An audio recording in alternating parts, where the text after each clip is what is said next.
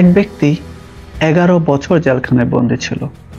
সে কোর্টকে চিঠি লিখে জানায়, আমি কিছুদিনের জন্য বাইরে আসতে চাই।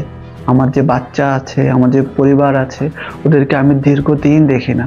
আমি পৃথিবীর আলো বাতাস, গাছপালা, প্রকৃতি দীর্ঘদিন দেখতে পাই না। আমাকে একটু অল্প দিনের জন্য, অল্প কিছুক্ষণের জন্য পৃথিবী দেখতে দিন।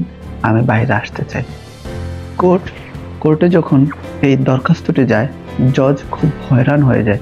কারণ এই ব্যক্তি যে জঘন্য, ঘৃণ্যতম পাপ করেছিল, তার কোনো ক্ষমা হয় না।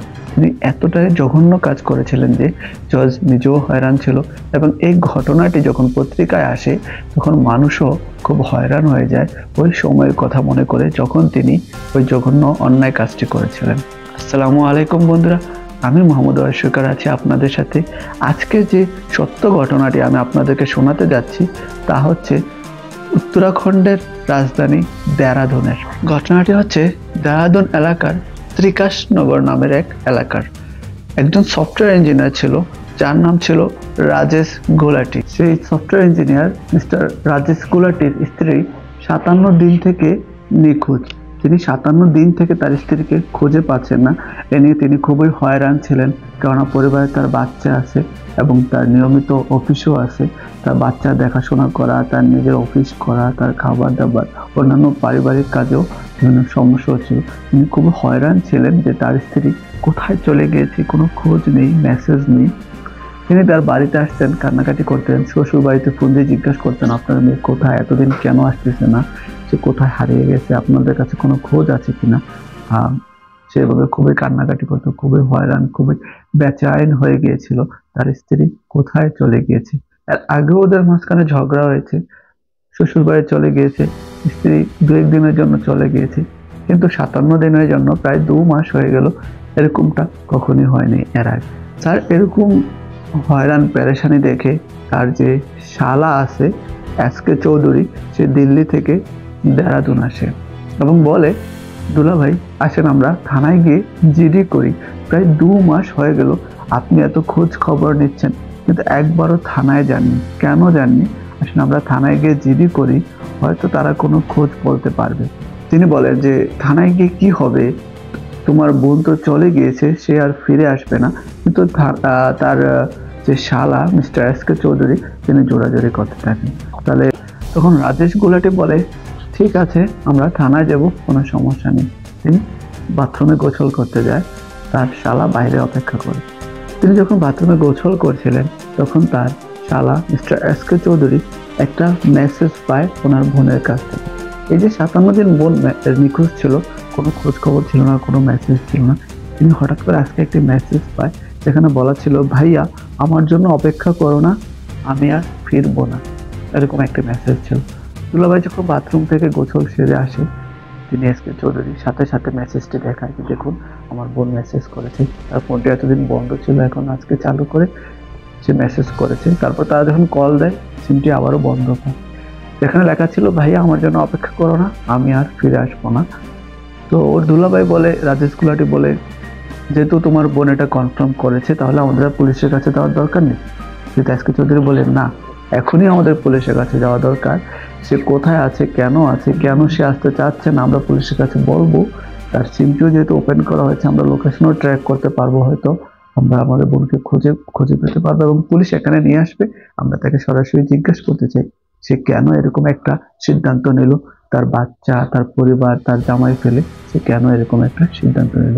তখন তারা পুলিশের কাছে যায় এবং একটি সাধারণ জিডি করে আসে। সাধারণ জিডি করার পর নর্মালি যা হয়, পুলিশ ইনভেস্টিগেশন করতে আসে। তখন মূলত পুলিশ এতটা গুরুত্ব দেয় না, ভাবে যে এসব তো খুবই নর্মাল, ইন্ডিয়াতে এসব খুবই নর্মালি চলতে থাকে। পরকীয়া, একজনের ওয়াইফ আরেকজনের সাথে চলে যাওয়া, এসব খুবই নর্মালি একটা বিষয়। পুলিশ তেমন একটা গুরুত্ব দেয় না প্রথমে। পুলিশ ফর্মালি একটা তাদের দেখতে আসে, যে ইনভেস্টিগেশন করতে আসে তাদের ঘরে কি হয়েছিল। তখন তাদের ঘরে ওদের দুজনে একসাথে ফটো পায়, ফ্রেম, ওদের বিয়ের ছবি। তখন জিজ্ঞেস করে, ও আপনাদের তো বিয়ে হয়েছে, খুব দীর্ঘদিন হয়নি, খুব সুন্দর বিয়ের ছবি, দুজনে হাসি খুশি, সুন্দর পরিবারে। সে বলে, হ্যাঁ আমরা খুবই বেশি দেরি হয়নি, আমরা বিয়ে করেছি, এরকমটাই বলে। তখন পুলিশ ইনভেস্টিগেশন করে যখন চলে যাচ্ছিল, তখন একজন পুলিশ খেয়াল করে ওর বাসায় একটা ডিপ ফ্রিজ রয়েছে।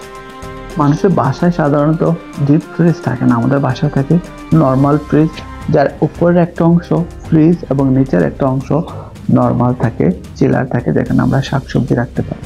কিন্তু বড় ফ্রিজ সাধারণত মানুষের বাসায় রাখে না, এগুলা দোকানে আইসক্রিম বা মাংসের দোকানে এসব ক্ষেত্রে রাখা হয়। কিন্তু রাজেশ গুলাটির বাসায় এরকম একটা ফ্রিজ দেখে পুলিশ সন্দেহ করে এবং তারা যাওয়ার আগে তারা সিদ্ধান্ত নেয় ফ্রিজটা একটু চেক করবে, ফ্রিজ আসলে কেন রেখেছে। তাকে জিজ্ঞাসা করে যে আপনি ফ্রিজটা কেন রেখেছেন এখানে, বা এরকম একটা ফ্রিজ বাড়িতে কেন রেখেছেন। রাজেশ গুলাটি বলে এটা তো আমি এমনিতেই রেখেছি, এমনিতেই পছন্দ হয়েছে, আমি নিয়ে আসছিলাম। তো ঠিক আছে, আপনি নিয়ে আসছেন, কিন্তু এখানে তালা দেয়া কেন, কেন আপনি তালা দিয়েছেন কেন, যদি এটা এত ইম্পর্টেন্ট না। বলে আমার স্ত্রী তালা দিয়েছিল, তো সে তো এখন চলে গিয়েছে, সে চাবি কোথায় রেখে গিয়েছে আমি তাও জানি না। তখন পুলিশ যখন তাকে জেরা করতে থাকে, সে এক সময় পুলিশের হাতে চাবি দিয়ে দেয়, ধরেন আপনি আপনি খুলে দেখেন এর ভিতর কি আছে। পুলিশ ফ্রিজ খুলে এবং তার ভিতর ছোট ছোট কালো পলিথিনে মোড়া মাংস দেখতে পায়। হ্যাঁ, মাংস স্বাভাবিক, ফ্রিজে যেহেতু এর ভিতর মাংস থাকবে, মানুষের মাংস খেতে পছন্দ করে, এটা নর্মাল বিষয়। তারা এক একটা প্যাকেট খুলে মাংসগুলা চেক করতে থাকে। প্রতিটা প্যাকেট ছিল 2 কেজি 2.5 কেজি এরকম ওজনের। তারা যখন প্রথম প্যাকেটটা চেক করে নর্মাল মাংস ছিল, দ্বিতীয় প্যাকেটটাও চেক করে, হ্যাঁ নর্মাল মাংস দেখা যাচ্ছে। এগুলো সবকিছু ফ্রিজ হয়েছিল, মাংস বরফে আবৃত ছিল, এরকম একটা পরিবেশ। তারা যখন তৃতীয় প্যাকেটটা খুলে সেখানে কিছু একটা দেখতে পায় মানুষের হাতের মতো। তখনই মূলত তারা বুঝতে পারে যে ঘটনা কি হয়েছে। তারা যখন রাজেশ গুলাটিকে ভালোভাবে জিজ্ঞাসা করে মানুষের হাত এখানে কিভাবে আসলো, এটা কার হাত, এটা কোথা থেকে আসলো, তখনই মূলত রাজেশ গুলাটি সবকিছু ব্যাখ্যা করে। রাজেশ গুলাটি সে স্বীকার করে যে এটাই মূলত অনুপমা। এই যে ছোট ছোট মাংসগুলা এখানে রাখা আছে, এখানে মোট 35টা প্যাকেট রাখা ছিল, 35টা প্যাকেট। সে স্বীকার করে যে এখানে মোট 72টা প্যাকেট ছিল, যার বাকিগুলা সে ফেলে দিয়েছে, আর 35টা প্যাকেট এখনো এখানে আছে।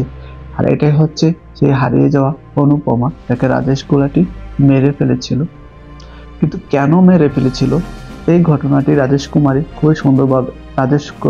খুবই সুন্দরভাবে ব্যাখ্যা করে। তাদের পরিচয় হয়েছিল 1999 সালে দিল্লির এক কলেজে। তারা একসাথে পড়াশোনা করত, আর সেখানেই অনুপমার সাথে রাজেশ গুলাটির পরিচয় হয় এবং পরিচয়ের সাথে তা প্রণয়ে পরিণত হয়। তাদের মধ্যে প্রেম হয়, খুবই গভীর প্রেম, যা তারা দুজন একজন আরেকজনকে ছাড়া থাকতে পারবে না, এরকম একটা অবস্থা। যেহেতু তাদের মাঝখানে গভীর প্রেম ছিল এবং পরিবারও সেটা মেনে নেবে কিনা তারা সন্দেহাতীত ছিল, তাই তারা লুকিয়ে বিয়ে করে ফেলে। এবং দুজনেই যেহেতু বেশ উচ্চ শিক্ষিত ছিল, তার স্কলারশিপ নিয়ে দুজনেই আমেরিকা চলে যায়। রাজেশ গুলাটি একজন সফটওয়্যার ইঞ্জিনিয়ার ছিল, তার স্ত্রীও বেশ উচ্চ শিক্ষিত ছিল। তারা দুজনে আমেরিকা চলে যায় এবং সেখানে তাদের 2টি বাচ্চা হয়।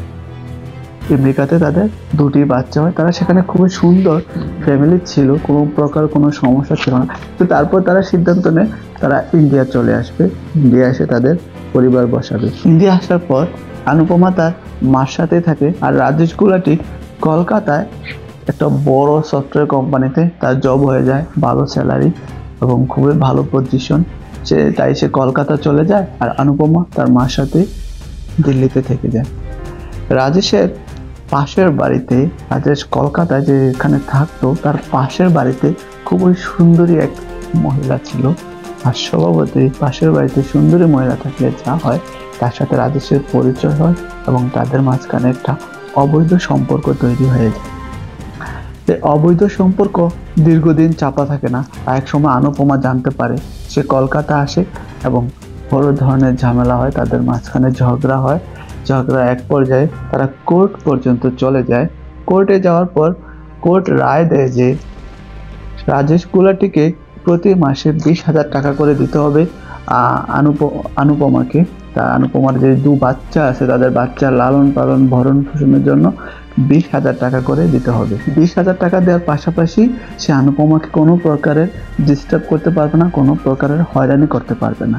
এই ঘটনার পর তারা দুজনে একসাথে বসে এবং তারা নিজেদের মধ্যে ঘটনাটা মীমাংসা করার চেষ্টা করে। মীমাংসা হওয়ার এক পর্যায়ে তারা সবকিছু মেনে নেয়। তারা বলে যে আমাদের মধ্যে যা হয়েছে আমরা সবকিছু ভুলে যাব, আমরা আবার আগের মতো করে একসাথে থাকবো, চলো আমরা একসাথে বাঁচি। এজন্য তারা এই এলাকাটি ছেড়ে নতুন একটা এলাকায় চলে যায় এবং তারা নির্জনে দেহরাদুন থাকতে শুরু করে। যে দেহরাদুন এলাকার কথা বলেছিলাম, সেই দেহরাদুনে মূলত তারা শিফট হয় এবং সেখানে তারা বউ বাচ্চা একসাথে থাকতে শুরু করে। তাদের মাঝখানে আবার সেই পুরনো প্রেম ফিরে আসে। কিন্তু পুরনো প্রেম ফিরে আসলেও রাজেশ গুলাটির যে একটা মহিলার সাথে কলকাতায় পরিচয় হয়েছিল, এটা তার ভিতরে সবসময় ভয় কাজ করত যে আমার ওয়াইফ এই বিষয়টা জানে এবং সে এটা নিয়ে বারবার খোঁটা দিচ্ছে। এই বিষয়টা তার মধ্যে একটা ভয় কাজ করতো এবং তাদের মাঝখানে নিয়মিতই ছোটোখাটো ঝামেলা ঝগড়া এটা খুবই হচ্ছিল। তাদের এটা কন্টিনিউ একটা বিষয় ছিল, গালিগালাজ, ঝগড়া হওয়া, একজন আরেকজনকে খোঁটা দেওয়া, এসব বিষয় তাদের খুব নিত্যদিনের ঘটনা ছিল। এরই প্রেক্ষিতে 17 অক্টোবর 2010 তাদের মাঝখানে তেমনই নিয়মিত ঝগড়া হচ্ছিল, কিন্তু সেদিনের ঝগড়া ছিল একটু আলাদা। ঝগড়ার মধ্যে তাদের মধ্যে হাতাহাতি শুরু হয়, একজন আরেকজনকে থাপ্পড় কিল খুশি এরকম শুরু হয়। যদিও তারা দুজন স্ত্রী এবং হাজব্যান্ড ছিল, তাদের মাঝখানে হাতাহাতি শুরু হয়ে যায়। হাতাহাতির এক পর্যায়ে রাজেশ গুলাটি তার স্ত্রীকে ধাক্কা মারে এবং ধাক্কা মারলে তার স্ত্রী মাথায় আঘাত পায় এবং অজ্ঞান হয়ে যায়। তখনও তার স্ত্রী মারা যায়নি, তার স্ত্রী মূলত অজ্ঞান হয়ে যায়।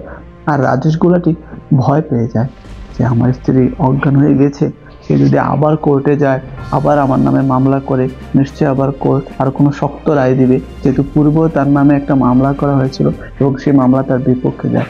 এবার যদি তার স্ত্রী তার নামে মামলা করে এবং কোর্ট নিশ্চয়ই তার বিপক্ষে রায় দিবে এবং তার বিরুদ্ধে আর কঠোর কোনো ব্যবস্থা নেওয়া হবে, নারী নির্যাতন বা এই টাইপের কিছু।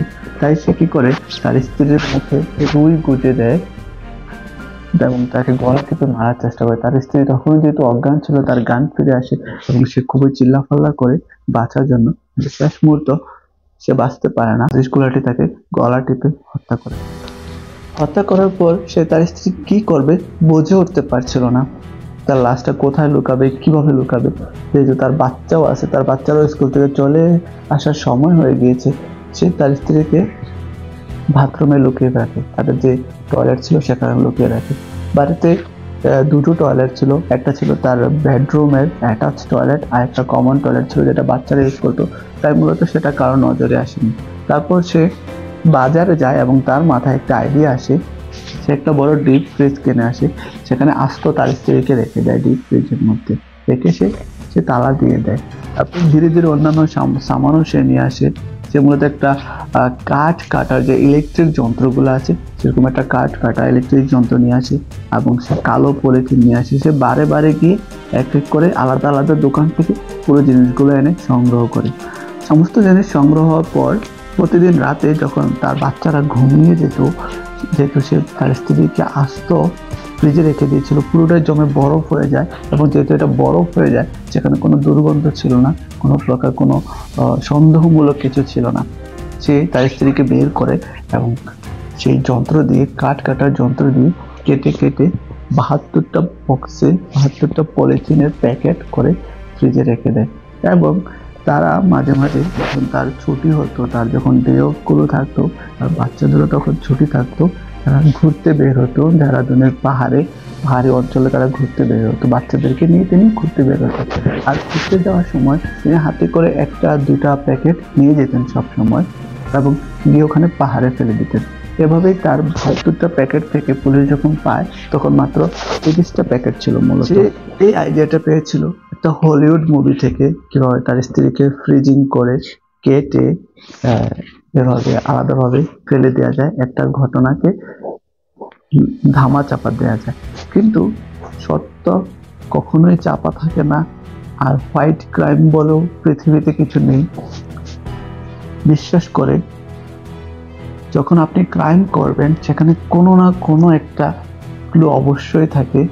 তাই এখানেও রাজেশ গুলাটিও বাঁচতে পারেনি, সে ক্লু ফেলে গিয়েছে এবং অনেক বড় ক্লু ফেলে গিয়েছে, সেও বাঁচতে পারেনি। তাই যখন তার শালাকে বাথরুম থেকে মেসেজ করে, তার স্ত্রীর ফোন অন করে যখন মেসেজ করে, তখনই তার শালার সন্দেহ হয়ে যায় যে আমার বোন দীর্ঘ 2 মাস যাবৎ আমার সাথে যোগাযোগ করে না, তাহলে আজকেই কেন সে আমার সাথে যোগাযোগ করলো? আজকেই সে কেন আমাকে মেসেজ করে বলল যে ভাই আমি আমার অপেক্ষায় থেকো না, আমি আর ফিরে আসবো না? তার সন্দেহ হয়, তার দুলাভাইয়ের প্রতি সন্দেহ হয় এবং সে পুলিশে জিডি করতে যায়। আদালত তাকে আজীবনের কারাদণ্ড দেয়।